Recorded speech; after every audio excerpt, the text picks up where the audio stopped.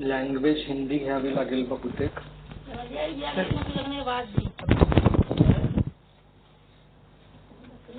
आवाज येतोय की नाही मला सांगा. Am I Audible?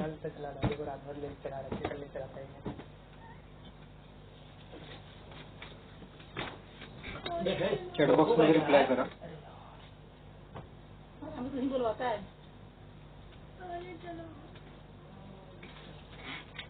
लगा है देखो भी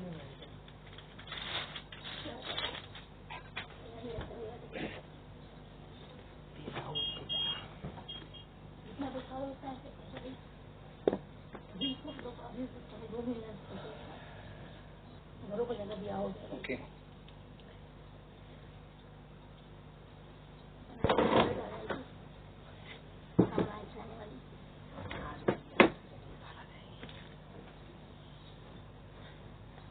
लेना भी क्या तो जिंदगी मिली है लकी घंटा की होते हैं इसलिए कहते हैं मोक्ष चाहिए. अब बात समझ में आना. मुझे भी मोक्ष. We will start at sharp 3 p.m. दुनिया में जन्म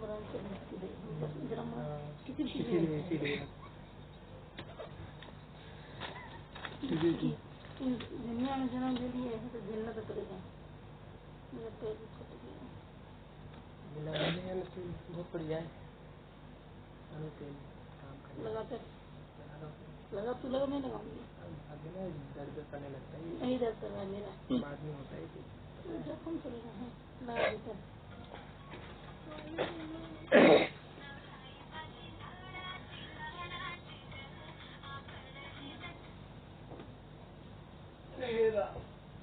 उठा लो.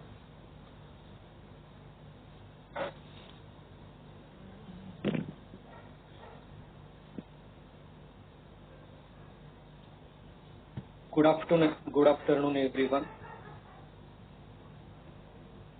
Mangesh P Desai lifestyle hub से आयोजित ये ट्रू हेल्थ स्टोरीज का जो मास्टर क्लास है उसमें आप सभी का स्वागत है. ये मास्टर क्लास में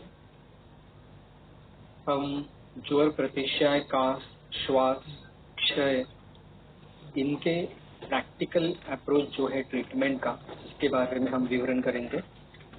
सबसे पहले हम प्रार्थना के साथ शुरुआत करते हैं. ओम सहना भवतु सहनौ भुनक्तु सह वीर्यं करवावहै तेजस्विनावधीतमस्तु मा विद्विषावहै. ओम शांति शांति शांति.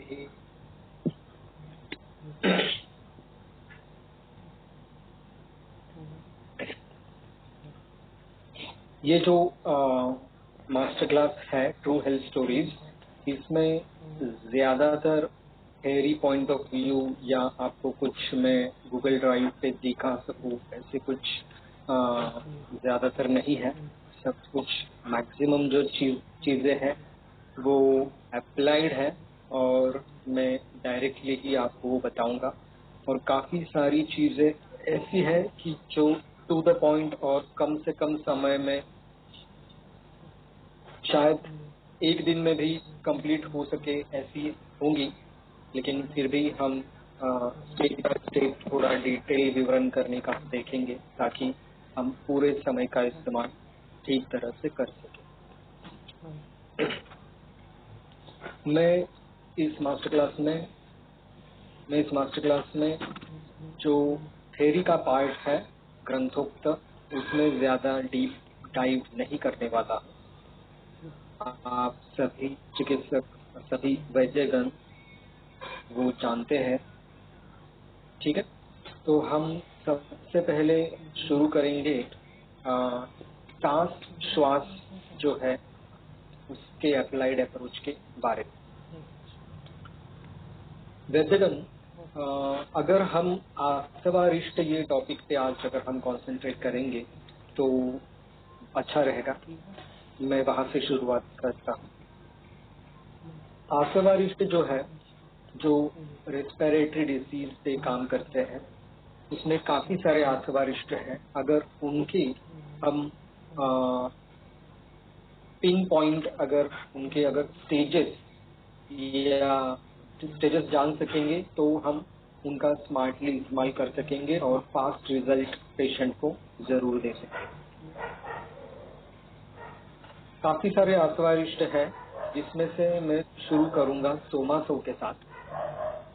जाहिर है मैं सब आसवारिष्ट के कंटेंट वगैरह उसमें डीपली नहीं जाने वाला हूँ, जैसे मैंने पहले ही बताया, वो आप सब व्यक्तिगत देख सकते हैं खुद बुक में से। सोमासो जो है, इसकी अवस्था जो है, कफ और वातज जो अवस्था है, उसमें हम सोमासो इस्तेमाल कर सकते हैं और त्रिदोषज अवस्था में भी कर सकते हैं। ये सोमासो काफी सेफ आसव है अगर यूज करना है हमें, तो मतलब ये पित्त वृद्धि नहीं करता है। तो ये है सोमासो। जब काफ और श्वास ये लक्षण पेशेंट में दिखाई देता है और हमें पोटेंट एक्सपेक्टोरेंट के तौर पे कुछ दवा इस्तेमाल करनी है, तब हम सोमासो का इस्तेमाल करते हैं। एडल्ट में 20 ml बीडी ये डोज अक्सर मुझसे यूज किया जाता है, और संप्राप्ति अगर और गहरी हो तो 20 ml QID भी हम यूज कर सकते हैं। जैसे काश श्वास ये बीमारी है, उसमें मुहुर्मुहु द्रव्य जाना अपेक्षित होता है, इसलिए हमें मुहुर्मुहु का इस्तेमाल करना चाहिए। और ज्यादातर खाली पेट दवाई जाना बहुत जरूरी होती है। अगर सिर्फ 2 टाइम खाने के बाद ही दवाई इस्तेमाल की गई तो दवाई का जो वीर्य है वो जो दोष दूष्य सम्मूर्छना है उस पे ज्यादा काम करने के अलावा खाना जो है उसको डाइजेस्ट करने के लिए या उससे कुछ ज्यादा कफ दोष वगैरह निर्माण ना हो उसके लिए उसका वीर्य स्पेंड होता है। तो इसलिए मोस्टली जो है मेरी सोच ऐसी रहती है, कभी भी कोई भी मेडिसिन अगर हमें सामावस्था में यूज करनी है तो वो मैं खाली पेट यूज करता हूँ, सुबह शाम खाली पेट यूज करता हूँ।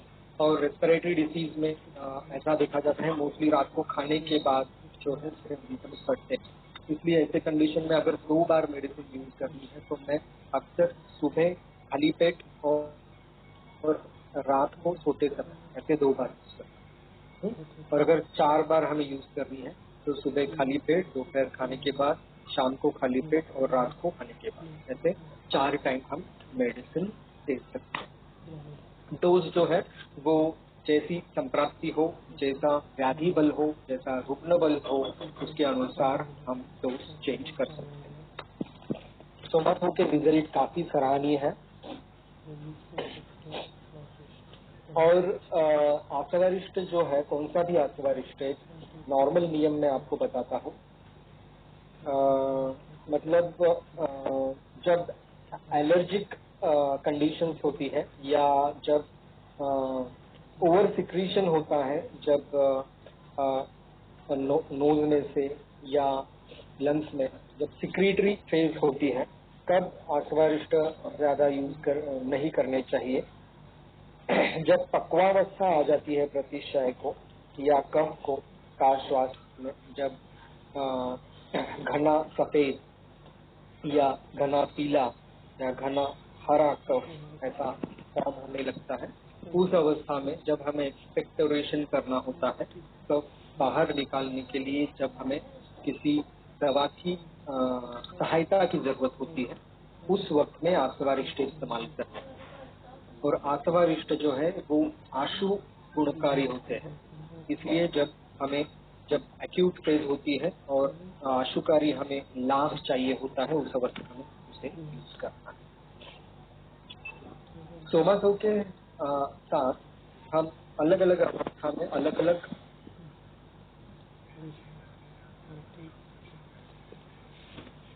ठीक है, मैं वॉइस चेक करता हूँ।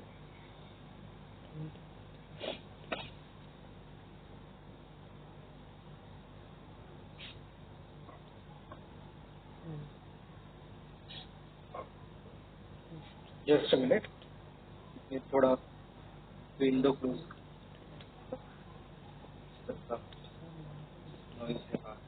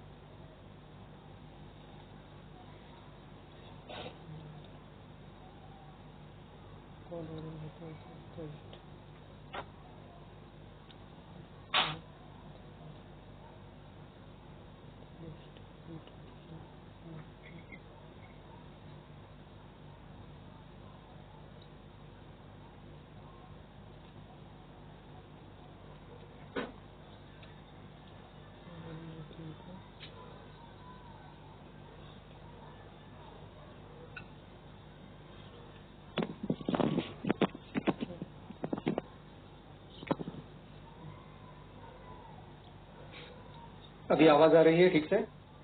पहले ही कंफर्म कर लो, एकदम अचानक लेट बताने से अच्छा है।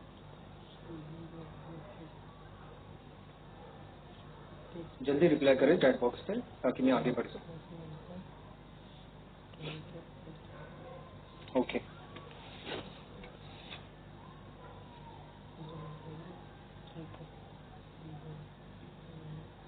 श्वास का लेक्चर ले रहा हूँ और मुझे ही थोड़ी सर्दी खांसी हो चुकी है।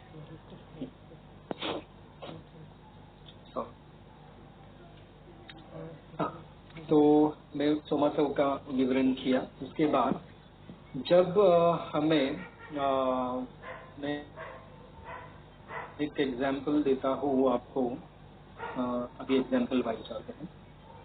एक पेशेंट मेरे पास आया, उसकी शायद उम्र कितनी 12 से 15 साल कुछ तो होगी, एक लड़का था। उसको अक्सर अस्थमा का अटैक आता था। तो उसको शुरू शुरू में इस साल में जब तकलीफ शुरू हुई तो सर्दी के लक्षण शुरू हुए और थोड़ी ज्वर की पूर्व रूपावस्था थी। तो मैंने शुरू में उसको महासुदर्शन काढ़ा और कुमारी आसव नंबर 3 इस्तेमाल किया।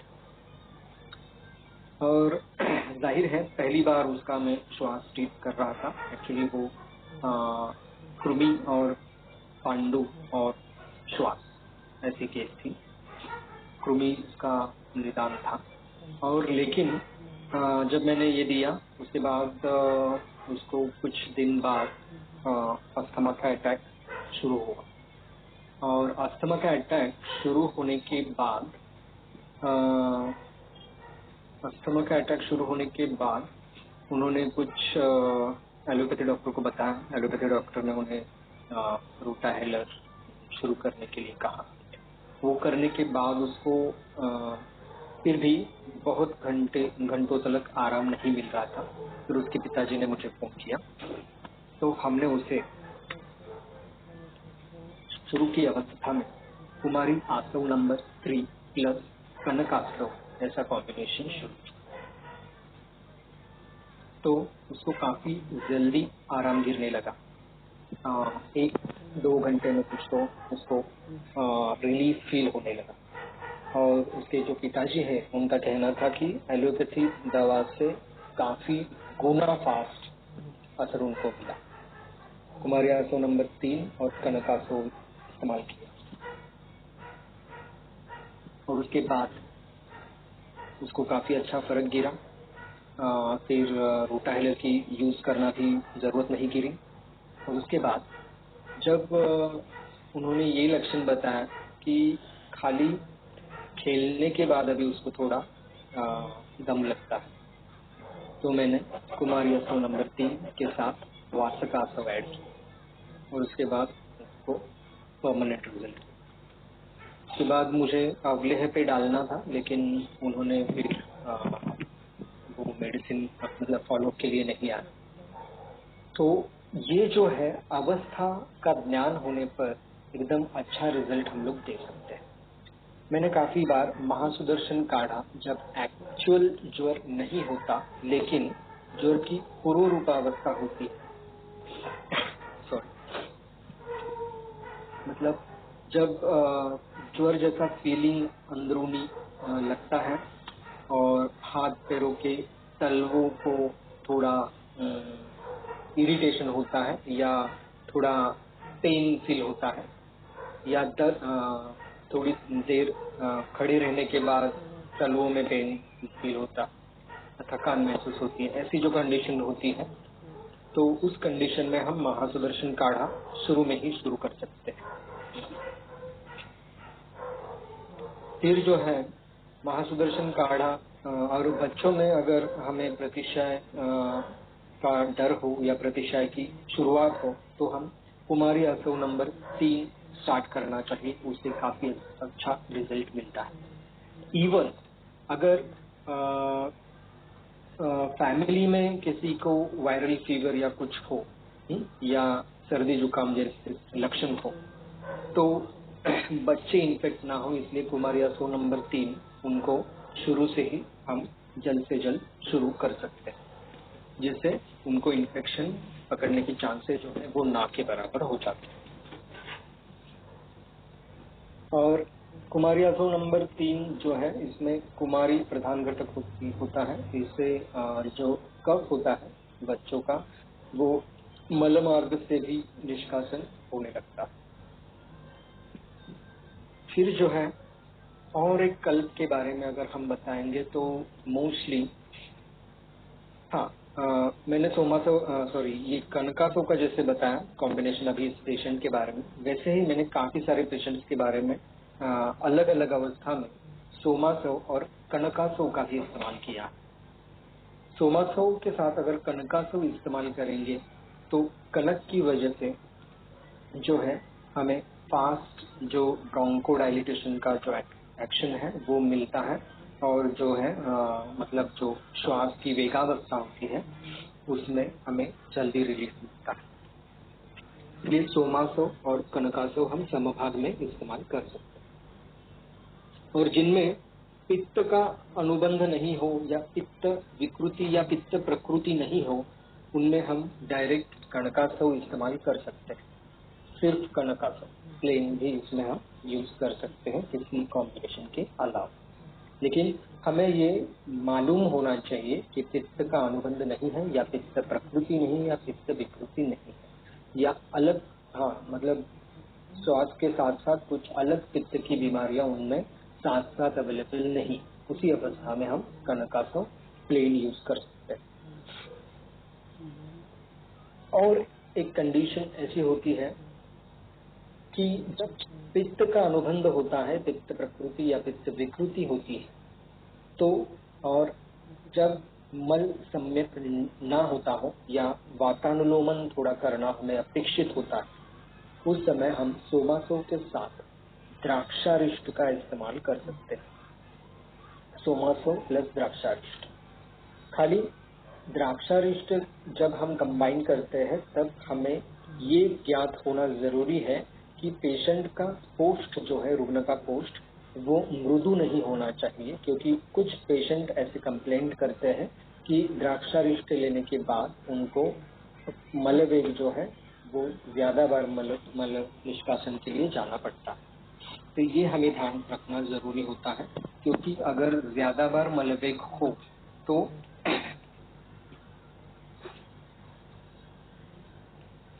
धातु बल कम होता है और अबलत्व आता है, और अबलत्व आएगा तो व्याधि बल बढ़ता है, रोग प्रतिकार शक्ति कम हो जाती है। तो ये हमें ध्यान में रखना जरूरी है। वैसे ही हम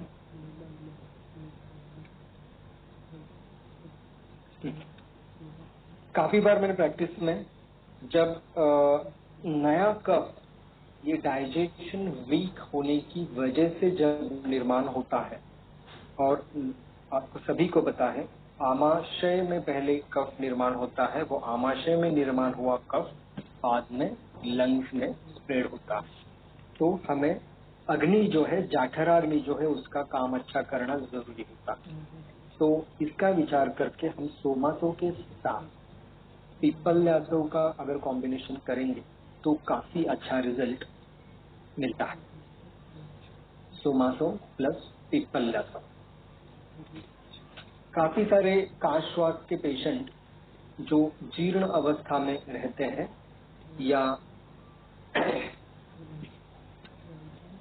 जीर्ण अवस्था में कष्ट साध्य या याप्य अवस्था में रहते हैं, तो उनमें जाठराग्नि का बल बढ़ाना काफी मतलब इम्पोर्टेंट होता है। अगर जाठराग्नि का बल बढ़ाने का विचार नहीं किया जाए तो ऐसे केसेस में मूलगामी रिजल्ट परिणाम जो है वो नहीं मिलता। इसलिए सोमासो प्लस पिप्पल्यासो का इस्तेमाल कर सकते हैं। और काश श्वास की जो अवस्था है वो निकल जाने के बाद हम प्लेन पिप्पल्यासो पे आ सकते हैं। तो ऐसा ये केस के बारे में हम सोच सकते हैं। और जो है आसव की अवस्था हमें अगर मतलब बाद में अगर हमें आसव से शिफ्ट होना है, ज्यादा ड्यूरेशन के लिए आसवारिष्ट पे रहना ये संयुक्तिक नहीं होता है, तो इसलिए हम बाद में पिप्पली शिरपाक वगैरह ऐसे मेडिसिन उसमें पेशेंट में यूज कर सकते हैं, या काढ़ा चूर्ण या टैबलेट बेस्ड मेडिसिन पे भी बाद में शिफ्ट हो सकते हैं। ये जो है मैंने बताया। फिर जो है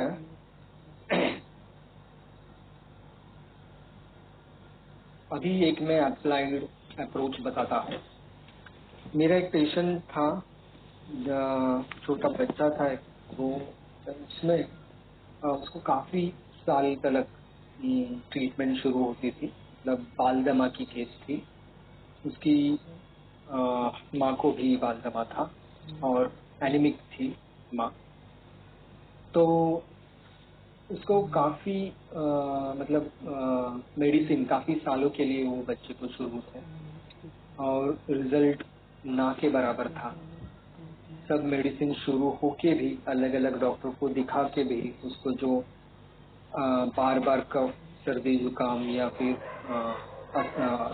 अस्थमा के अटैक आना, ये सब शुरू था। पिप्पली शिरपाक वगैरह सब मेडिसिन शुरू थे, फिर भी रिजल्ट नहीं मिल रहा।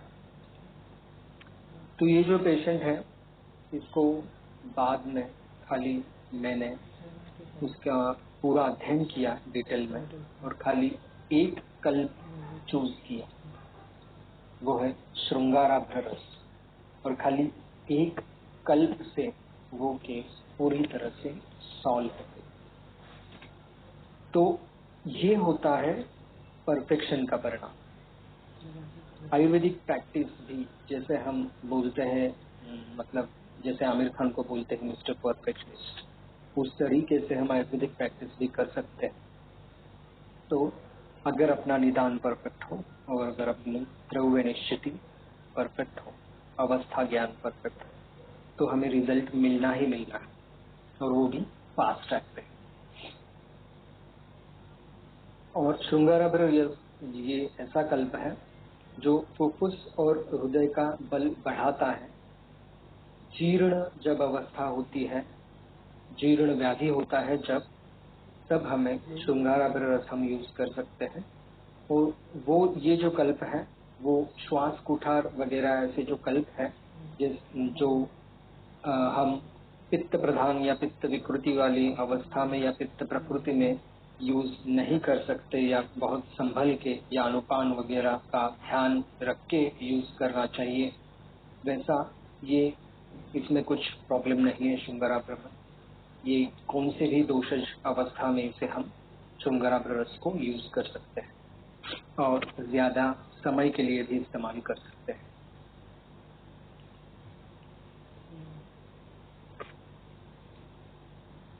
ये अभी मैंने एक केस के तौर पर बताया। फिर हम आगे जाएंगे। जैसे बहुत सारे केसेस ऐसे होते हैं जिनमें हम ठीक है, पहले हम आसवा रिश्ते का कुछ कॉम्बिनेशन का सब सेक्शंस हुए क्या देखता हूँ। सोमासो प्लेन का हो गया, सोमासो प्लस कनकासो बताया मैंने, सोमासो प्लस द्राक्षारिष्ट बताया, फिर महासुदर्शन काढ़ा प्लस कुमारियासो नंबर 3 बताया, फिर मैंने कुमारियासो नंबर 3 प्लस कनकासो बताया, फिर मैंने कनकासो प्लस वासकासो बताया। इसी तरह से हम सोमासो प्लस वासकासो भी यूज कर सकते हैं। जो वासकासो कब यूज करना है मैं आपको बताता हूँ। वासकासो जो है जब श्वास की अवस्था होती है या जब एक्यूट, जब अस्थमा जो होता है, जब वेगावस्था होती है, उसमें भी वासकासो यूज कर सकते हैं। और शतज या कुछ क्षयज अवस्था भी होती है, उसमें भी वासकासो यूज कर सकते हैं। वासा जो है वो ब्रोंकोडायलेटर भी है और वो रक्त पित्त की भी बेजोड़ दवा है, इसलिए जब पित्त का अनुबंध हो तो हम वासा प्रधान द्रव्य जो है उसका इस्तेमाल कर सकते हैं।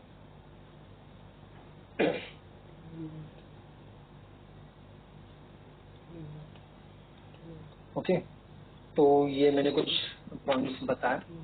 अगर ये आसवारिष्ट के रिलेटेड अगर कुछ आपके सवाल में से कुछ एक्सप्लेन करना था मुझे याद आ रहा तो वो एक्सप्लेन करता हूँ।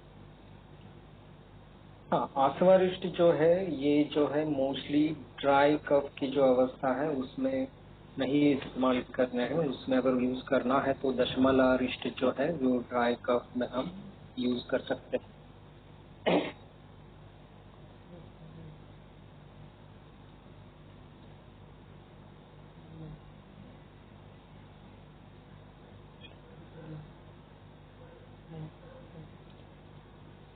पल्मोनरी ट्यूबरकुलोसिस और सीओपीडी, पल्मोनरी ट्यूबरकुलोसिस और सीओपीडी में भी हम आसवारिष्ट यूज कर सकते हैं, उसमें कुछ भी शक की गुंजाइश नहीं है। हाँ, कज्जली वाली मेडिसिन आसवारिष्ट वाली मेडिसिन के साथ ले सकते हैं क्या? जरूर ले सकते हैं, कुछ प्रॉब्लम नहीं है।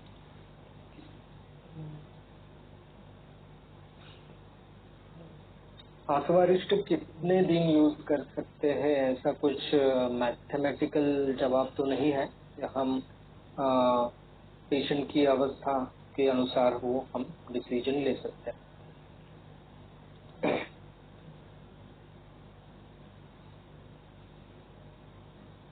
और आसवारिष्ट के बाद हमें अगर कुछ मेडिसिन पे शिफ्ट करना हो आसवारिष्ट का काम हो जाने के बाद, तो वो मेडिसिन होता है अवलेह फॉर्म में कुछ मेडिसिन है वो इस्तेमाल करना। अब उसमें क्या करना है मैं आपको बताता हूँ। अवलेह फॉर्म में जो मेडिसिन है उसमें जब साक्षात कफ ज्यादा तौर पर होता है तो चित्रक हरित की अवलेह इस्तेमाल करना है। और जैसे मैंने कहा चित्रक को अग्नि भी कहा जाता है। जैसे अगर जाठराग्नि का बल बढ़ा के हमें नए कफ विकृत कफ की उत्पत्ति अगर रोकनी है तो जाठराग्नि सबल करना होता है। तो इसलिए चित्रक प्रधान जो द्रव्य है चित्रक हरित की अवलेह है वो इस्तेमाल कर सकते हैं हम। और जब वातज कास या श्वास की जब अवस्था होती है तब हम अगस्ती हरित की अवलेह का इस्तेमाल कर सकते हैं। चित्रक हरित की अवलेह और अगस्ती हरित की अवलेह मेरे काफी फेवरेट अवलेह है। और जब वातज कास की अवस्था होती है या वात प्रधान कास की अवस्था होती है उसमें हम कंटकार्य अवलेह का इस्तेमाल भी कर सकते हैं।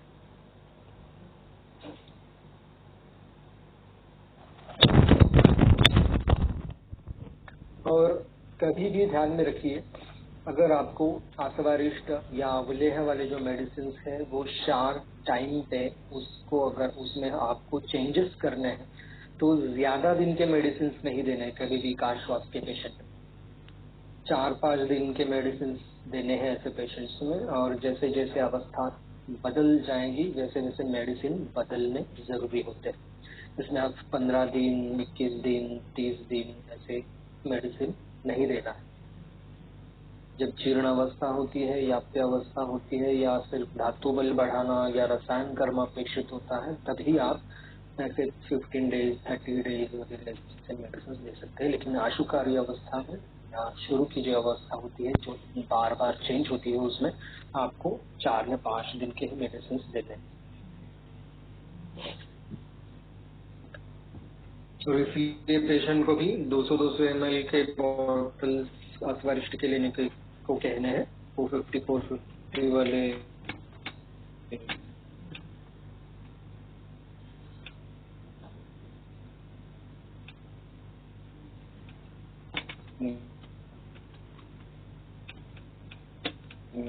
ml के मेडिसिन नहीं देते हैं अस्वरिष्ट, ताकि हम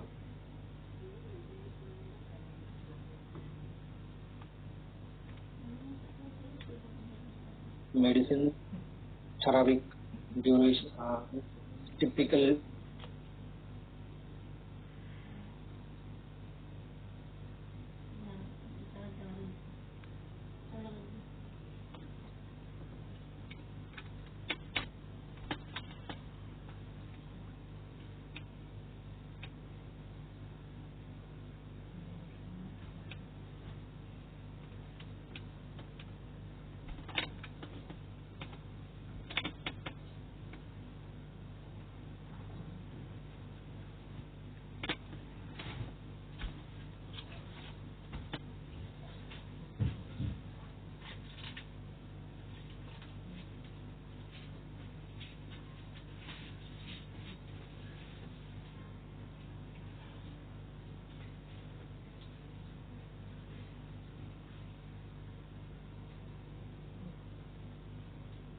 तो ये मैंने बताया। फिर जो है आशुकारी अवस्था का मैंने अस्वरिष्ट पे फोकस करना है बोला है। फिर जो रसायन काम अपेक्षित होता है तब हमें अवलेह पे शिफ्ट होना है या सिद्ध घृत से भी शिफ्ट हो सकते हैं हम। वासा घृत है या फिर कंटकारी आदि घृत है, ऐसे सिद्ध घृत का इस्तेमाल भी हम कर सकते हैं।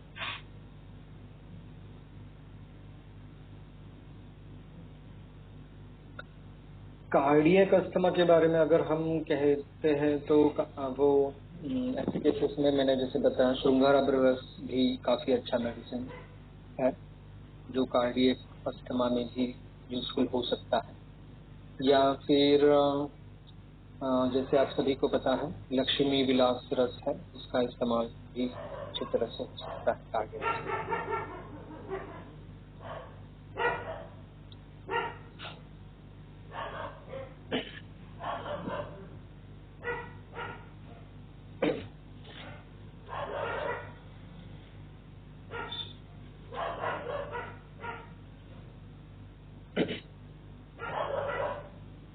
ये जो है और कुछ केसेस मोस्टली जो पाए जाते हैं काश श्वास के, तो उसमें ज्यादातर ऐसे अवस्थाएं होती है कि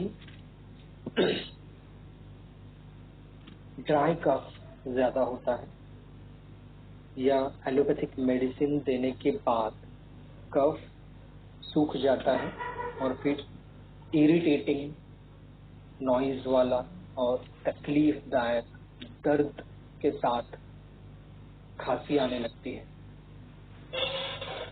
तो ऐसी अवस्था में जब कफानुबंधी वातज कास ये अपना जब निदान होता तो उसमें यवान्यादि पेज करके एक अष्टांग हृदय में कल्प है, ये कास चिकित्सा अध्याय में कल्प है।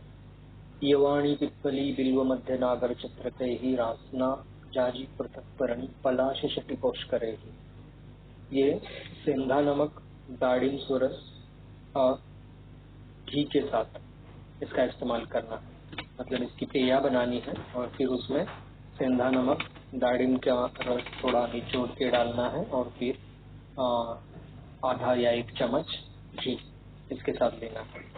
कफानुबंधी वातज का काफी रुग्ण यवान्यादि तेज से ट्रीट होते हैं और उसमें ही दूसरा एक कल्प है विडंगादि चूर्ण। ये विडंगादि चूर्ण है। ये विडंगादि चूर्ण घी के साथ इस्तेमाल करना है, घी और गुनगुना जल के साथ, कोष्ण जल के साथ। इससे काफी सारे पेशेंट ड्रामेटिक रिकवरी उनमें मिलती है। ये जो एलोपैथी से ट्रीट नहीं होने वाले केसेस होते हैं, जो टिपिकल ड्राई कफ के साथ आते हैं, जिनको कुछ रिलीफ नहीं मिलता और जिनको बहुत सारे मेडिसिन पहले एलोपैथी वो ले चुके होते हैं, तो ये जो स्टेज होती है जिनको उनको यवान्यादि पेय या विडंगादि चूर्ण या दोनों भी शुरू कर सकते हैं।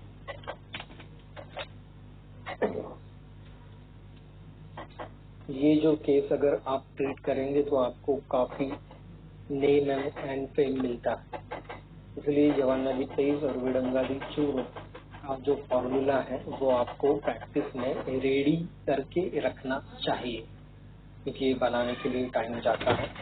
थोड़ा थोड़ा बना के रखा तो भी चलेगा।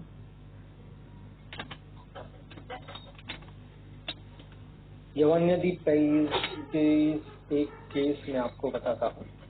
एक्चुअली स्टमक श्वास की पेशेंट थी, छोटी बच्ची थी एक, उसको स्टमक श्वास था, काफी सालों से वो उसे जूझ रही थी। उसको मैंने ट्रीटमेंट देने के लिए पहले जब मैंने पूरा केस सेटिंग वगैरह लिया तो मैंने ये सोचा कि जो है मतलब वात पे काम करना जरूरी है और जो है समय का जो अटैक आता है बार बार वो कम होना चाहिए, उसका रुग्ण का बल भी बढ़ना चाहिए। ये सब सोच के मैंने दशमूलाधि सिद्ध पेया को इस्तेमाल की। दशमूलाधि सिद्ध पेया जो है ये भी एक मेरा फेवरेट कल्पकाष्टांग हृदय में है ये। तो दशमूलाधि सिद्ध पेया या दशमूलाधि सिद्ध जल जो है वो दिन भर पीने के लिए पेशेंट में ऐसे देना है। और यवान्यादि पेय जैसी दवा अगर स्टेज के हिसाब से आप देखेंगे तो यूज कर सकते हैं, लेकिन दशमूलादि सिद्ध पेया या दशमूलादि सिद्ध जल जो है ऐसे पेशेंट्स में, अस्थमा के पेशेंट्स में हम काफी अच्छी तरह से यूज कर सकते हैं और लॉन्ग टर्म भी इसका इस्तेमाल हम लोग कर सकते हैं। ये जो केस थी उसको रिजल्ट मिला, फॉलो अप वाइज ट्रीटमेंट चालू थी, लेकिन जो मूलगामी और अपुनर्भव चिकित्सा या रसायन चिकित्सा के तौर पे जो काम करना जरूरी था उसके लिए बाद में उसने जैसे उसको रिजल्ट मिलते चला गया, उसने थोड़ा थोड़ा खेलना शुरू किया और जो क्या बोलते हैं, जो ग्राउंड वाले जो गेम होते हैं, मैदानी खेल, वो उसमें भाग लेने के बाद, मतलब जाहिर है जिसमें डस्ट इनहेल ना हो ऐसे जो खेल है वो उसमें भाग लेने के बाद उसका जो लंग्स है, लंग्स की ताकत बढ़ने लगी और मेडिसिन की डिपेंडेंसी है वो जाने लगी और वो पूरी तरह से ठीक हो गई। तो ये भी बहुत जरूरी होता है, मतलब रनिंग जो है या रनिंग जिसमें इन्वॉल्व है ऐसे खेल, लेकिन डस्ट इंटर ना हो ऐसा मतलब ऐसा ग्राउंड होना चाहिए। अगर उसमें अगर वो खेले तो उनका जो लंग्स की जो पावर है वो बढ़ जाती है और ये केसेस में कंप्लीट रिकवरी मिलती है, रिकरेंस अवॉइड होता है।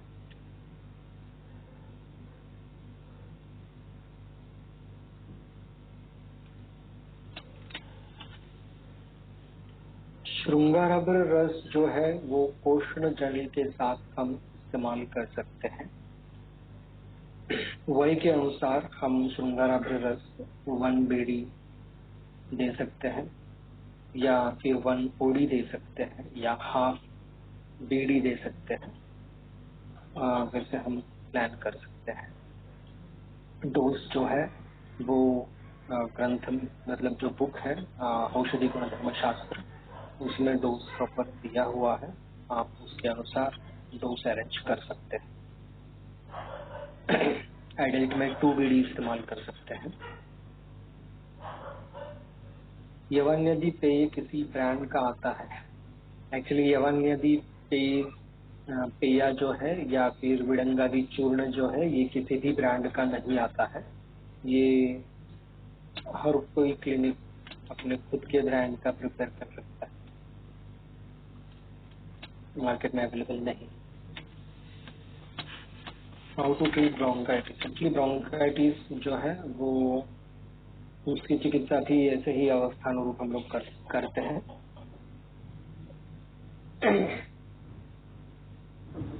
जैसे हम कार श्वास ट्रीट करते हैं। श्वास चिकित्सा अध्याय जो है ये इसका मेजर रोल है ब्रोंकाइटिस के।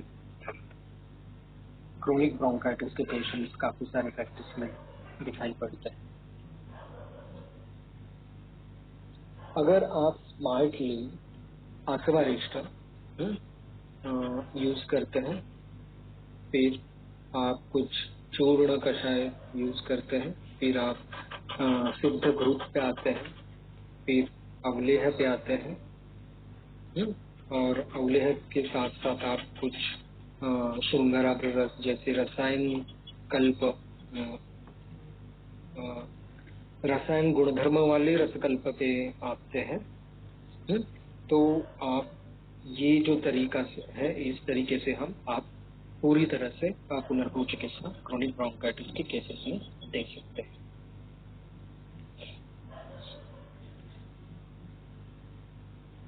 और कुछ फेजेस ऐसे होते हैं कि जहाँ पे क्रोनिक ब्रोंकाइटिस में हमें वमन भी कराना पड़ता है अगर दोषों की उत्क्लेश अवस्था है, और अगर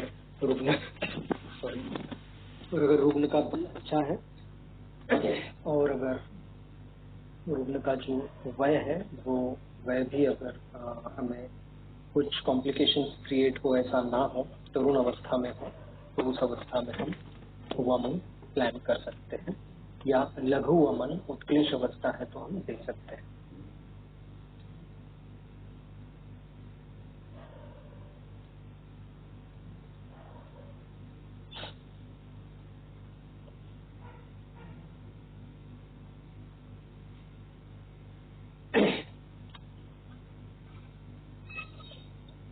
काश श्वास पे अगर और विवरण करेंगे आज के दिन में हम, तो जैसे मैंने कहा था, मैं काफी बार जब पेशेंट को काश श्वास होता है और मेरे ये ध्यान में आता है कि कफ अवेलेबल है, ड्राई कफ नहीं है, जब छिपा हुआ कफ है और उसको बाहर निकालना जरूरी है, और या वात कफज अवस्था जो है